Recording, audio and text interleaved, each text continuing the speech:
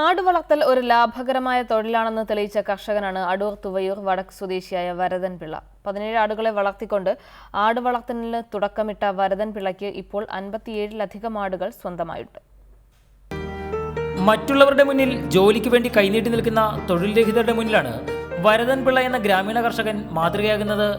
അടൂരിന് സമീപം തുവയൂർ സ്വദേശിയായ വരദൻ പിള്ള 2 വർഷം മുമ്പാണ് 17 ആടുകളെ വളർത്തിക്കൊണ്ട് തന്റെ പ്രസ്ഥാനത്തിന് തുടക്കം കുറിച്ചത്.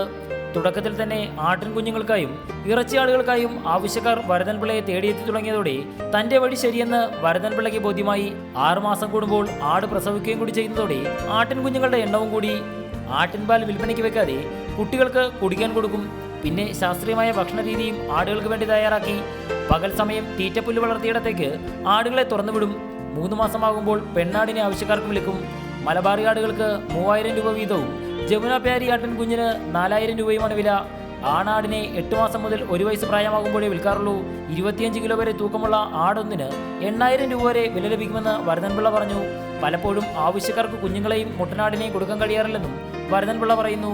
നിലവിലെ ആട് വളർത്തൽ വ്യാപിപ്പിക്കാനൊരുങ്ങുകയാണ് വരദൻപിള്ള. MT ജെയിംസിനൊപ്പം റിപ്പോർട്ടർ, പത്തനംതിട്ട.